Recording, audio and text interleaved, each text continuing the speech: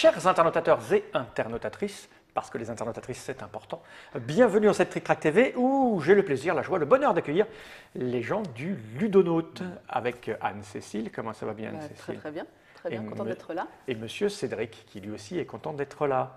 Tout à fait.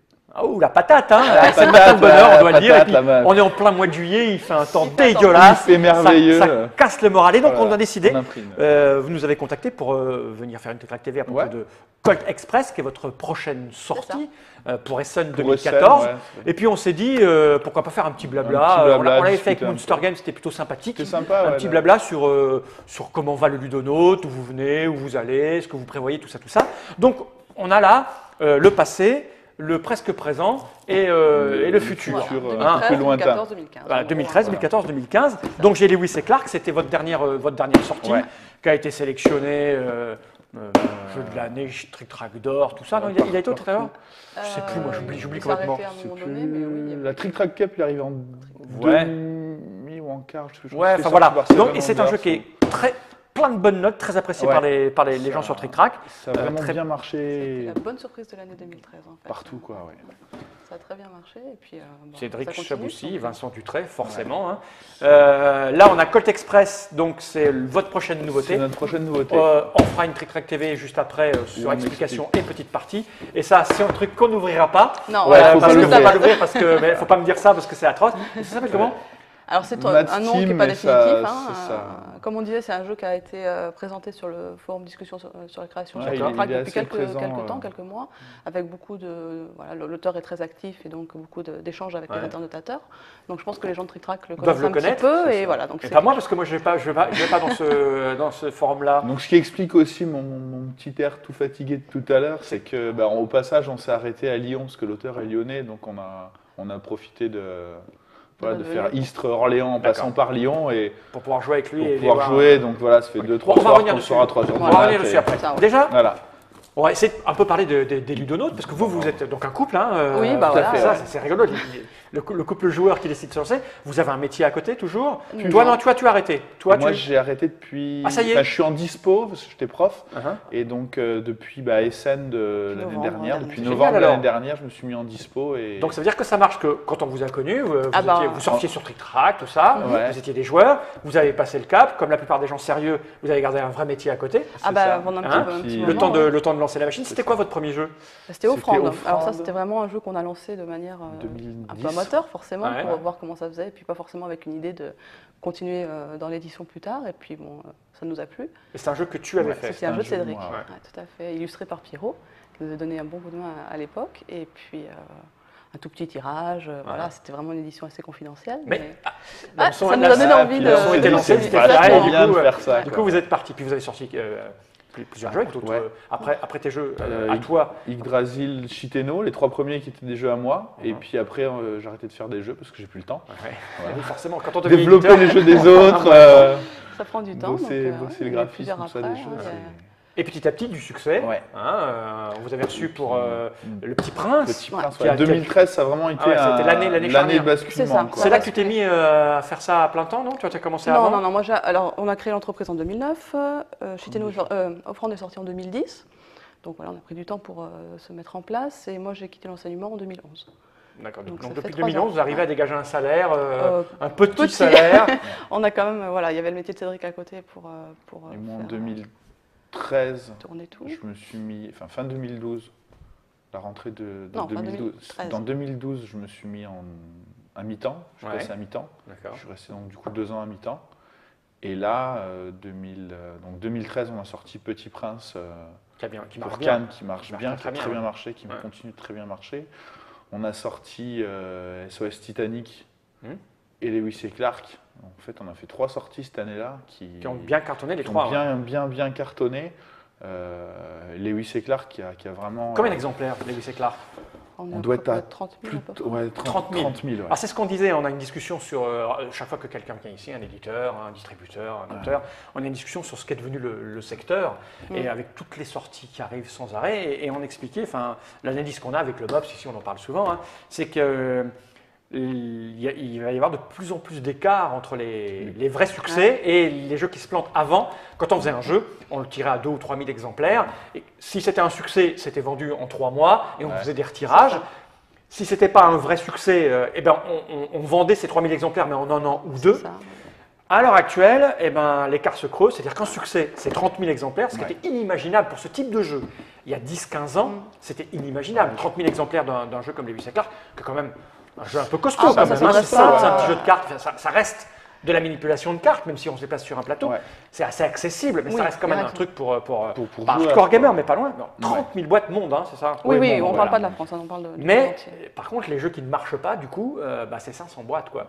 Et en fait, 2500, tout s'accélère. Tu disais, il fallait 3 mois pour voir si ça s'écoulait comme il faut, faire tirer après. Là, souvent, quand ça marche vraiment fort, à la sortie, en 15 jours, un mois, ça s'écoule. Tu le sens presque avant. Enfin, Lewis et Clark, c'est rigolo parce qu'on a fait les retirages du jeu. Le jeu est sorti, on avait fait 3000 boîtes pour Essen. On ne le sentait pas en fait. Qui sont partis. Enfin, en fait, on l'a senti en septembre. On s'est dit, on va être en rupture tout de suite. Et on s'est posé la question, est-ce qu'on relance tout de suite un tirage ou quand même, est-ce qu'on attend Essen?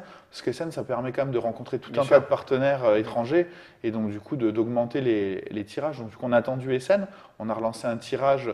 C'est là où notamment on s'est distribué, on a changé le format de boîte. Je ne sais pas si tu te rappelles, tu avais montré, c'était une boîte rectangle.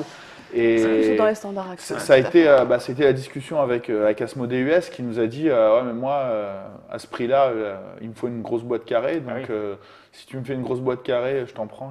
Le premier tirage aux US, c'était 3000. Donc, je dis, bon, c'est bon, on va faire une boîte carrée. Puis, du coup, on va faire une boîte carrée pour tout le monde. C'est plus facile à ranger, regarde. Ah, non, c'est clair, ça. C'est plus facile à ranger. Puis, ça correspond bien au format de jeu. Et au prix, c'est le rapport prix-boîte. Souvent, les gens se demandent, mais pourquoi une grosse boîte ou quoi, ou qu'est-ce? Même s'il y a moins de matériel, c'est parce que l'objet que tu tiens dans les mains, il va un peu valider le prix de la boîte, quoi. Il y a un peu de ça. Parce que paradoxalement, si tu mets ça, une grosse boîte comme ça, tu dis 12 €, les gens vont trouver ça louche, quoi. Ouais, c'est louche, c'est un jeu de merde ou quoi, c'est une occasion. Il n'y a rien dedans. C'est très comme ça. Et donc là, 30 000 exemplaires, ce qui est quand même plutôt une belle réussite. Ce qui est une belle réussite, quoi. Tu disais, on a senti que ça allait marcher. Comment tu sens ça? Comment vous sentez ça, vous? Alors, en tant qu'éditeur, comment vous sentez qu'un jeu marche ou pas? Sur les festivals et sur les rencontres qu'on fait, en fait. On a lancé la commande du jeu en juin l'année dernière, puisque pour préparer Essen, il faut lancer la production assez tôt. En juin, les retours n'étaient pas forcément. On n'avait pas fait beaucoup de démos et puis les retours n'étaient pas extrêmement positifs. Et tout au long de l'été, on a fait jouer différentes personnes. On est allé à la Gen Con où on a fait jouer les Américains qui ont commencé à en parler sur Internet. Et donc, voilà, ça fait un peu effet de boule de neige. À la rentrée, même chose. Et après, on n'a pas la recette. Je ne sais pas ce qui s'est passé pour que ça prenne comme ça. On a lancé une préco pour faire des préco Essen sur notre site. On le faisait tous les ans. On avait, je sais pas, l'année dernière, l'année d'avant, on avait dû précommander 30 boîtes, quoi, une connerie comme ça, quoi. Et là, on s'était dit, bon, on va peut-être prendre 300 boîtes à Essen. On a lancé la préco. Au bout de 15 jours, on avait déjà préco 200 boîtes. On a dit, ouais, là, ça va bien partir. Du coup, on en a repris 600. Qu'on a écoulé en 2 jours, quoi. Le vendredi soir, on était sold out, le sold out à Essen, donc du coup on a vendu ça. Et le deuxième tirage qu'on a fait, je crois qu'on a fait 11 000 boîtes, je crois, sur le deuxième tirage.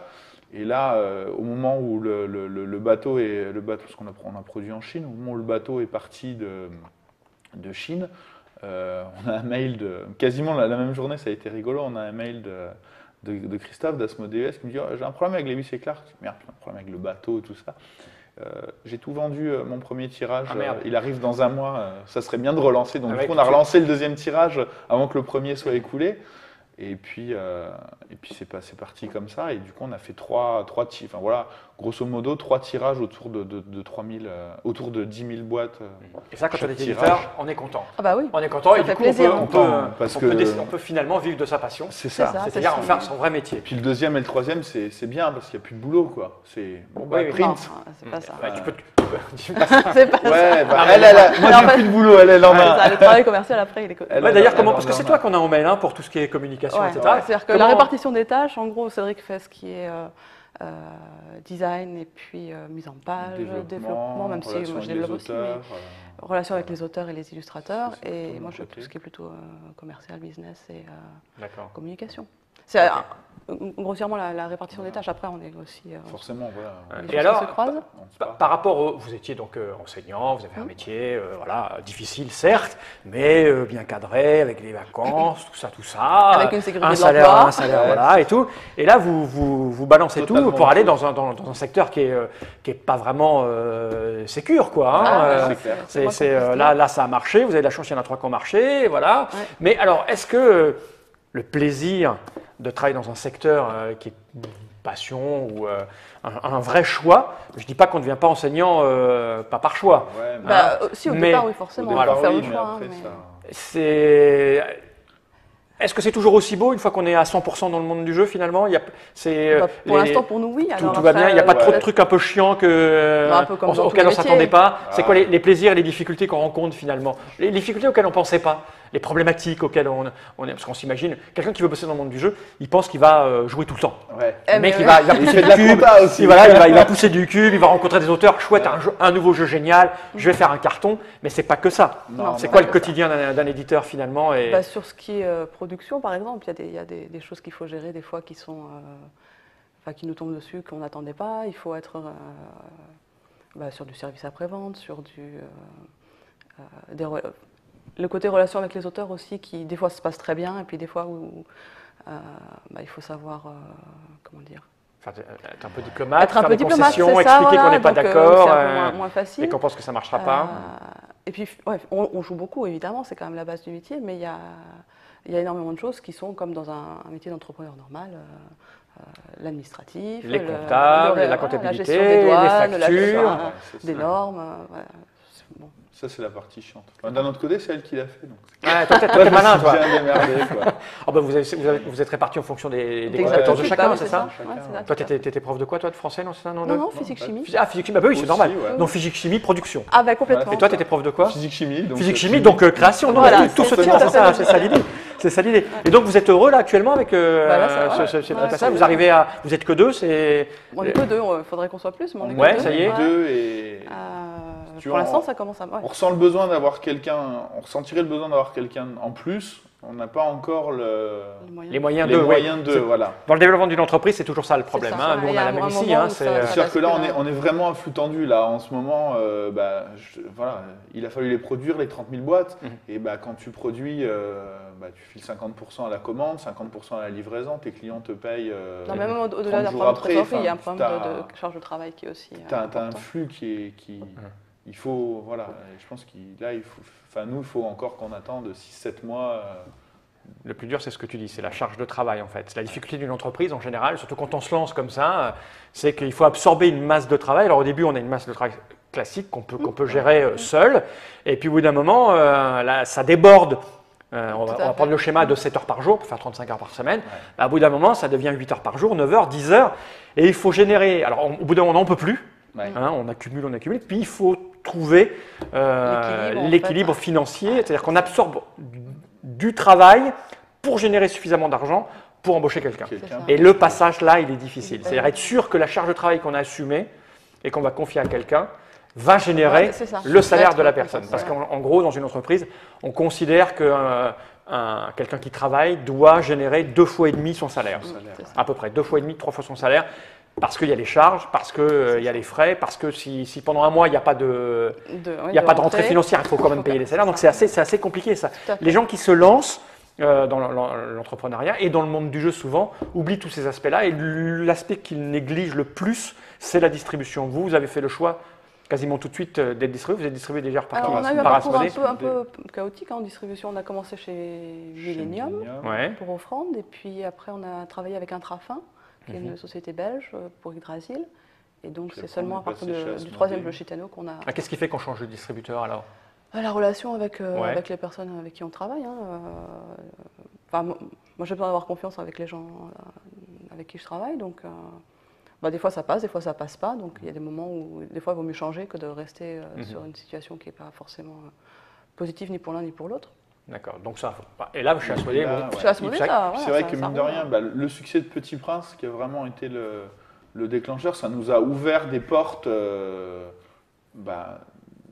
discuter avec plein de gens. Et puis, le temps, je pense, dans le monde ça doit être vrai un peu partout, mais le temps de se créer le réseau de partenaires, il faut le faire en fait. Et maintenant, quelque part, c'est plus facile. C'est-à-dire que Colt, si on l'avait sorti début 2013, à mon avis, on en tirait peut-être 4-5 000 boîtes. D'accord. Là, on le sort à SN, on en tire 15 000 boîtes. Parce qu'on a créé le réseau qui permet de dire il y en a 4 000 qui partent là, il y en a 3 000 là, 3 000 là. Tu as bossé une fois, 2 fois avec le même partenaire, tu fais toc toc, j'ai un nouveau projet, il a bien vendu tes anciens projets, donc il va le regarder. Enfin, tout ça, c'est un tout. C'est le temps de s'installer, que les gens vous connaissent et voient les succès que vous avez eus. Et du coup, alors, par rapport à la charge de travail dont tu parlais, c'est vrai que l'année dernière, on a sorti 3 jeux, comme on disait, et c'est quelque chose qu'on ne peut pas faire.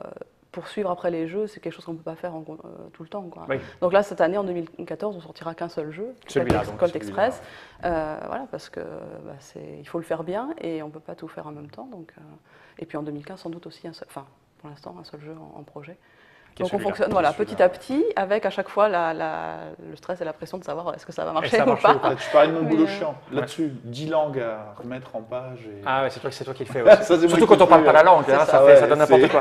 Alors comment ça se passe pour avoir un jeu chez vous? Par exemple, Colt Express, comment ça s'est passé? Vous l'avez rencontré, les auteurs viennent vous voir, vous les connaissez avant, vous les rencontrez sur les salons, ils vous envoient des règles. Parce que là, tu disais, celui-là, vous l'avez trouvé sur Trick Track en fait. Pas sur Trick Track, non, sur un salon. Sur un salon. On l'avait vu sur Trick Track. On avait vu avant d'aller. La première fois qu'on l'a vu, c'était à Parthenay il y a un an à Parthenay. On avait vu le truc. La thématique nous plaisait. Il avait un post sur le forum de la création, c'est ça? Du coup, on a un peu regardé. Je me suis dit, tiens, on va aller jeter un œil. Vous voyez le jeu en vrai. Et hop, vous allez sur Trick Track parce que le mec avait ouvert un jeu. Et là, vous avez une conversation, il y a les gens en parlent, etc. C'est ça, on voit les différentes étapes de réflexion de l'auteur. En fait, on fait beaucoup de festivals. On a besoin d'être au contact des gens pour. Donc, on était sur le Flip, on a été sur Toulouse, sur Paris Ludique. Il n'y a rien de mieux que de voir l'auteur directement et d'essayer. On reçoit énormément de règles aussi et de pitch de jeux. En général, c'est comme ça que les auteurs procèdent. Ils envoient des pitchs et si ça peut nous intéresser, on demande les règles. Et puis éventuellement après les prototypes pour essayer. Mais ce qu'on aime bien, c'est aller directement à la rencontre des gens. Et puis il y a aussi il y a le jeu et il y a aussi la relation avec la personne. Ça a l'air important pour vous, ça. C'est vrai que quand tu vois les gens, tu vois le regard, tu sais si tu vas t'entendre ou pas. Si ça va se passer bien. Tu peux imaginer si tu vas t'entendre ou pas. Il peut y avoir un très bon jeu et puis bon, si la relation n'est pas bonne entre l'auteur et l'éditeur, ça se fera pas. Autant que le jeu se fasse chez quelqu'un d'autre, avec qui ça va se passer le mieux, et le jeu ne sera que meilleur à la fin. Donc voilà. J'ai vraiment l'impression que quand tout se passe bien, que tu as une super relation avec l'auteur, tu as une super relation avec l'illustrateur, qu'il n'y a pas d'accro dans. Tout le monde est content, tout le monde a envie de porter le jeu, tout le monde est fier de ce qu'il a fait et le jeu marche après, quoi. Quand il y a des points qui raccrochent un peu. Donc le mieux, c'est de venir vous voir en fait sur les festivals et les salons où vous allez. C'est comme ça, en fait. La plupart de nos jeux, c'est comme ça qu'on les a trouvés. En fait, Cédric, donc on l'a rencontré à Toulouse il y a 2 ans. Par hasard, il nous rapportait un jeu d'un copain, etc. Ça a été vraiment un concours de circonstances. Il nous a fait jouer ça s'appelait Le Village à l'époque. Et voilà, le hasard a fait que ça nous a plu, que la personne aussi était quelqu'un qu'on appréciait. Alors Christophe Rimbaud, on le connaît un peu, vous le savez. On le connaît Christophe, on le connaît d'avant Ludonote.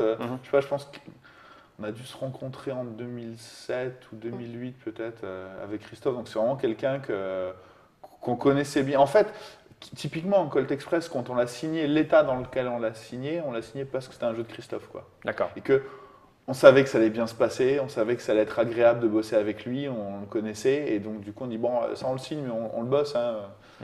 Quelqu'un d'autre, si tu veux, par exemple Matt Steam, quand on l'a repéré à Parthenay justement, il devait peut-être être dans le même état que pour nous, il y avait autant de travail que quand on a signé Colt Express. L'auteur, on ne le connaissait pas. Maintenant, on a appris à le connaître. C'est quelqu'un de sympa, avec qui on s'entend bien, donc ça se passe bien. Mais c'est quelqu'un qu'on ne connaissait pas. Du coup, on lui avait fait plein de retours, puis on lui avait dit, là, en l'état, non. Si jamais tu bosses dessus, tu as amélioré le jeu, on pourra remontre-le nous, quoi. Et on l'a recroisé sur Lyon une soirée. La nuit du jeu, La nuit du jeu à Lyon, au Ludopole, ils avaient fait une soirée sur le Petit Prince, du coup on a été là. Puis il faisait partie compagnie des auteurs lyonnais. Là, ouais, ils ont fait d'assaut, la Cale, voilà. Donc du coup là, il nous l'a remontré, on dit ah ouais, il avait bien changé beaucoup de choses et tout, donc on a vu qu'il bossait bien, qu'il y avait moyen de faire quelque chose. Et du coup, le jour on l'a signé à Cannes, je sais pas, un mois ou deux après, on l'a revu, il nous a montré encore des changements, on a dit bon, c'est bon, on le signe, il y a du boulot à faire dessus, mais vous allez le faire. On va arriver à le faire, quoi. Donc ça c'est... Et ça reste, c'est un jeu. Alors celui-là, on va le voir en détail parce que ça c'est du jeu fun. En fait, malgré le même format de boîte, Lewis et Clark et Colt Express, ce sont deux catégories de jeux différentes. Autant Lewis s'adresse à des joueurs plutôt aguerris. Là, c'est plus familial. C'est plus ouvert. 40 minutes, 2 à 6 joueurs, 10 ans. C'est ça. Et Matt Steam est du niveau de Lewis. Du niveau de Lewis. D'accord. Du jeu au niveau de la profondeur des règles. Alors on est en live avec les abonnés. Donc là, j'ai un iPad sur lesquels ils sont en train de papoter. Donc tant qu'à faire, on va voir. S'ils ont des choses à dire, je crois qu'on a abordé pas mal, à moins que vous ayez des choses à rajouter, on a abordé pas mal de trucs. Je trouve ça sympa, intéressant moi, de voir un petit peu comment ça se passe chez les. Et puis de voir, c'est quand même encore un monde où c'est des gens qui ont fait un choix de vie donné et qui basculent vers un deuxième choix de vie en laissant tout tomber. Donc c'est très risqué, mais vous l'avez fait avec temps, avec réflexion, avec analyse. Donc ça c'est assez intéressant. Oui, forcément, le premier commentaire sur lequel je tombe, c'est vous avez besoin de quelqu'un pour la com. Il y a des gens qui voudraient changer de métier et de vie. Nous, on a tout appris de zéro. On n'a aucune formation ni en com, ni en management, ni en production. Donc on a tout appris de zéro. C'est pas la formation de prof, l'agrégation de physique qui nous apprend ça, mais on aurait besoin, de quelqu'un pour la com. Clairement, on n'a pas les moyens de l'embaucher maintenant, là. Un jour, ça viendra. Mais voilà, touchons du bois. Peut-être que d'ici 6 mois, 1 an, si ça se passe bien, il y aura une petite annonce sur Trick Track. Allez, Ludonote. Cherche comme on en voit de temps en temps. Alors, il y a une question de monsieur JD Polo qui dit qu'il a joué à Colt Express en version proto à Cannes et il demande s'il y a beaucoup de changements depuis. Il y a eu des petits points de règles qui ont changé, pas grand-chose. La mécanique du jeu est restée la même. Sur la méca centrale du jeu. C'est surtout le matériel qui a. Le matériel a beaucoup évolué, oui, forcément. C'est la période en fait. D'abord on règle le jeu, puis après on réfléchit au matériel. Donc ça c'était une question. Après bon, ça papote du général. Il y en a qui dit qu'il est comme moi, il aime bien le bruit des cartes, etc. Qu'est-ce qu'ils disent? Bon courage à mes collègues de physique chimie. Tiens, il y a un monsieur, c'est monsieur ou madame Aricia Torgal qui doit être prof de physique chimie. Il y a énormément de joueurs chez les enseignants. Oui, c'est rigolo. Ils ont besoin de faire autre chose. L'idée c'est ça. Faut que j'arrête de taper sur les grosses cases. Ça, c'est monsieur Aricia. Moi, je vois un A, toi, pour moi, c'est un. Non, mais les gens n'ont pas trop de questions, à part, j'imagine, tu m'étonnes, ils ont du temps. Ça, c'est moche de s'attaquer aux enseignants. C'est moche. Non, pas plus de temps que les autres. Vous enseignez à quel niveau, vous, au collège? Lycée. Lycée, en plus. Au lycée, ça va, parce que les élèves ont envie d'être là, plus ou moins, quand même. Ouais. Ça dépend. Plus ou moins, quoi. Plus ou moins. Alors, ok, non, mais il n'y a pas de questions. Vous n'avez pas de questions, les gens, alors, sur les ludonautes? Le monde du jeu est essentiellement rempli de scientifiques. Je ne suis pas certain, ça, qu'il y ait beaucoup de scientifiques. Ce fut peut-être le cas il y a 10 ou 15 ans, ou de gens qui avaient fait des études d'ingénieurs, mais depuis, je crois que ça a beaucoup changé. Je crois qu'il n'y a plus vraiment… je pense que, je pense que quand tu développes un gros jeu, tu as besoin d'un scientifique peut-être dans la boucle, quoi, pour… surtout si tu fais du réglage. Si tu fais un jeu avec des probabilités, tout ça, c'est vrai que c'est mieux d'avoir ça un peu de C'est rigolo parce que, du coup, nous, on développe, c'est vrai que c'est un peu aussi notre marque de fabrique, on développe beaucoup les jeux, quoi. On développe beaucoup les jeux. Et là, Cédric, sur Lewis et Clark, c'est clairement c'est un ingénieur, mais c'est clairement un matheux quand tu lui parles, quand on discute de game design avec lui, je vois le tableau Excel dans les yeux, quoi. C'est rigolo. C'est le mec qui fait peur. Non, moi, ça me fait peur, les mecs comme ça. Et du coup, c'est vrai que dans le développement de Lewis, moi, je lui avais dit, écoute, m'explique pas ton équilibrage, moi je reste que dans le ressenti et on a bossé comme ça. Lui il avait le côté équilibrage, moi j'avais le côté ressenti. Et quelque part quand on a bossé sur Colt Express avec Christophe, c'était un peu l'autre côté, quoi. Christophe qui est vraiment dans le fun, dans la sensation, dans le feeling de jeu.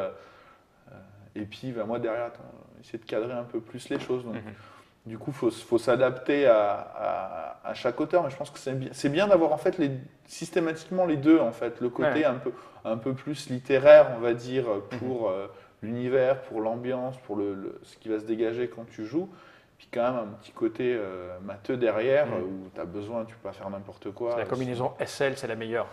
C'est ça. Bac S, bac L. En vélo, le SL, c'est tout ce qui est plus léger pour aller plus vite. Voilà. Tu vois, alors, il y a une question qui est intéressante. Si ce n'est pas indiscret, dit M. Gwen, c'est quoi le capital de départ qu'il vous a fallu pour vous lancer? Vous avez pris un risque financier. C'était un gros risque au départ. Quand vous avez décidé de vous lancer dans le monde du jeu, il fallait combien à peu près? Je sais pas, nous on a mis 50 000. 50 000 euros. À peu près. Voilà. Mais fabrication du jeu. On a fait les deux avec. On a fait offrande. Voilà, 2 jeux. 50 000 pour 2 jeux. Pour être à peu près. Des tout petits tirages. Des tout petits tirages. Voilà. Donc quand même, ça reste quand même assez important comme investissement. Oui. Oui, c'est dur de ne pas en avoir du tout, quoi. C'est impossible de ne pas avoir. Faut payer le premier fabricant, l'imprimeur. Donc voilà, si vous voulez vous lancer 2 jeux, donc on va dire qu'en gros, il faut entre 20 et 30 000 euros pour se lancer en tant qu'éditeur avec un jeu. Voilà, mais se lancer avec un jeu, c'est et sans être pressé en fait. C'est-à-dire que. Moi, je dirais que c'est plutôt ça en fait, c'est le temps qu'il faut. C'est plutôt le temps. C'est pas une question de temps que d'argent quelque part. Personnel. C'est-à-dire qu'il faut te dire pendant 2-3 ans, finalement, pendant 2-3 ans, on a vécu, Ludonote n'a rien rapporté en termes de... moi, j'étais resté prof, donc on vivait avec mon salaire de prof, quoi. Tous les deux, donc on a réduit un peu notre niveau de vie. Bon, d'un autre côté, avant, la moitié de notre budget vacances, c'était pour aller sur les salons à droite à gauche, c'est devenu le budget pro. Mais bon, on a quand même réduit notre train de vie. Et donc, en fait, il faut avoir la capacité de se dire pendant 2-3 ans, je ne gagne pas forcément grand-chose. C'est dur d'arriver. Ou alors, voilà, je pense à Régis de Libellude avec Dixit, son premier jeu. C'est parti comme une. Mais tu ne peux pas compter là-dessus, quoi. Enfin, tu peux sérieusement pas compter là-dessus sur un premier jeu. Si ça arrive, c'est génial, mais. Ce qu'il faut surtout penser, c'est que c'est très difficile de s'engager dans cette voie. De manière amateur, entre guillemets, c'est-à-dire en faisant autre chose à côté. Si on n'y met pas 100% de son temps et de son énergie, c'est difficile. Et donc, il y a des gens très... je pense que votre collègue physique-chimie veut potentiellement se lancer parce qu'il demande si vous avez retrouvé vos salaires de double agrégé. Ah, jamais. Non, mais c'est un choix. Il y a un moment donné... Peut-être que je vous le souhaite, de l'avoir même doublé d'ici 3 ou 4 ans en fournissant des jeux qui fonctionnent à mort. Mais effectivement, il y a un moment donné dans la vie, tu as le choix entre faire un métier qui te... Non pas que forcément ça ne vous plaisait pas d'être prof, mais changer de vie, c'est intéressant. On vit dans un monde où on n'a qu'une vie, en fait. Tu vois, on fait un truc jusqu'à la fin de ses jours. Mais il y a un moment donné, tu prends le risque et tu baisses ta qualité de vie, ou tu manges moins de produits de luxe, ou tu vraiment en vacances, tu as moins une grosse voiture, mais... Voilà, tu as le plaisir de faire ce qui te plaît, quoi. Enfin, vraiment le matin, quoi. Le matin, quand le réveil sonne, quoi. Avant, le réveil sonnait, je veux pas y aller. Voilà. Et là, le réveil sonne, je fais, oh putain, j'ai ça à faire ce matin, quoi. Tu vois, et ça a un prix quelque part. Voilà, ça a un prix et voilà. Et tu l'acceptes. Alors, il y a une question extrêmement importante de Monsieur Monster Game. Est-ce que tu portes tes baskets cosmonautes? C'est la seule vraie question. Elles sont là. Elles sont là, voilà. Mais qu'est-ce que c'est que ça que tu as marché dans un truc vert? C'est dégoûtant. Alors attends, je remonte, parce que là du coup il y a plein de questions. Sa femme joueuse n'apprécierait pas, monsieur Torgal, dit votre collègue. Lui. Je pense qu'elle veut qu'elle reste. Eh oui. Alors, Colt Express, on revient à Colt Express. Les banques sont prêtes à suivre ou il faut un apport personnel, demande monsieur Camouchet. Nous, on n'a jamais fait de prêt. Jamais fait de prêt, voilà. C'est comme pour Trick-Track, 4 ans sans argent. Et au bout d'un moment, tout ce que tu gagnes, tu le réinvestis, tu ne demandes rien aux banques. C'est la gestion en bon père de famille. Vous avez une gestion en bon père de famille, en fait. On appelle ça comme ça. On investit que ce qu'on a. Voilà, tu ne dépenses pas l'argent que tu n'as pas, c'est un principe de base, en fait. Bon, après, il y a des gens qui dépensent l'argent qu'ils n'ont pas, et puis ça donne Facebook. Donc, ouais, c'est sûr. Et ça peut être nécessaire de faire appel aux banques. Bien sûr. Il faut avoir un sacré... Difficultés rencontrées pour produire Colt. Il y a eu des difficultés? Au niveau du matériel, oui, parce que quand disait le train, comment vous avez fait? Il y a un train dedans, c'est ça? Il y a un train en 3D en carton, donc il a fallu... C'était très dur? Très dur, il a fallu trouver la bonne qualité de carton, trouver le bon découpage. Le bon montage. Voilà, il y a eu beaucoup d'essais. On a eu, je ne sais pas moi, une quinzaine ou une vingtaine d'échantillons, de prototypes venant de différentes usines pour essayer de trouver le bon compromis, le bon toucher. Il fallait quelque chose de solide, il fallait quelque chose qui soit en même temps, qui fonctionne, qui soit facile à monter, pas trop épais non plus pour que ça soit quelque chose qui soit pas trop gros. Donc il y avait plein de compromis à trouver. La boîte, le jeu, on verra quand on l'ouvrira. Tu vois, on monte la pression là. Le jeu est monté dedans. D'accord. En fait. Et ce qu'on voulait, c'est aussi pour ça qu'on a une grosse boîte, c'est que les gens n'aient pas à le démonter, le remonter. Parce que, et puis ça reste du carton en plus. Donc, très bonne anecdote à propos de El Grande en français. El Grande, vous connaissez El Grande, car moi c'est un de mes jeux préférés du monde. La tour, tu la mets pas. La version étrangère, la version allemande, tu montais la tour et tu la mettais à l'intérieur. La version française, ils avaient décidé pour des coûts, certainement gagner, à l'époque c'était des francs, pour gagner 1 ou 2 francs, ils avaient décidé de faire une boîte moins épaisse. Tu étais obligé de démonter la tour. Ça ne loupait pas, tu la cassais. Ouais, forcément. Soit tu la laissais à l'extérieur et tu la perdais, soit tu la démontais et tu la cassais. Moi la mienne elle est cassée, c'est moche, mais c'est comme ça. La mienne aussi elle est pétée des tours. Alors vos jeux préférés, demande quelqu'un. Oui, il y en a plein. En ce moment, sur des jeux récents, Robinson, on a fait Andorre aussi, on a joué. Alors ça c'est vraiment des jeux où on joue avec nos filles qui ont 9 et 10 ans et on a joué. Le copé narratif comme ça, on en a beaucoup joué. Sinon, jeu plus Terra Mystica, très très bon Terra Mystica. On a joué beaucoup à Race for the Galaxy, ça c'est plus ancien, mais on a dû faire au moins 4000 parties de Race. Donc, question qui se recoupe du coup avec celle-ci. Est-ce que y a-t-il eu des bons projets édités par d'autres éditeurs que vous n'avez pas sentis quand on vous les a présentés? Sur lesquels on serait passé. Quelqu'un vous a montré un jeu, puis vous ne l'avez pas pris, c'est ailleurs. Si tu ne trouves pas dans les 30 secondes, c'est pas la peine. Non, il y a une anecdote, c'est rigolo sur. On l'avait testé quand Splendor est sorti. Quand Splendor est sorti, Marc-André nous l'avait montré, puis il l'avait montré à Croc à côté, etc.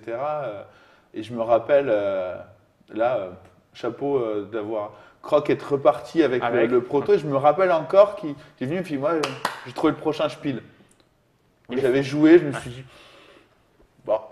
optimiste quand même, pas forcément, tu vois. Et alors, on n'est pas forcément passé à côté parce que. Oui, vous avez fait autre chose. De toute façon, tu n'aurais peut-être pas forcément fait comme ça. Mais Croc est très fort pour ça. Je pensais pas, quand on l'a testé, je pensais pas que le jeu avait ce potentiel-là. C'est la contre-anecdote, c'est que chez Asmodée, ils sont passés à côté de Magic. Oui, donc ils m'en doupaient. Chacun son tour. Ils l'ont refusé. Non, si c'est comme ça, on ne le fait pas, nous. Donc c'est assez sérieux. Un jour, on leur fera raconter cette anecdote, mais ils sont passés à côté. Mal quand même. Mais que Croc avait découvert. Croc est revenu des États-Unis d'une convention quelconque, en disant il y a un jeu qui sort, c'est une tuerie. Personne ne le connaissait, parce que Magic a été inventé pour jouer en attendant dans les files d'attente. Tu vois, et lui, il a vu ça, il est revenu, il a fait une tuerie.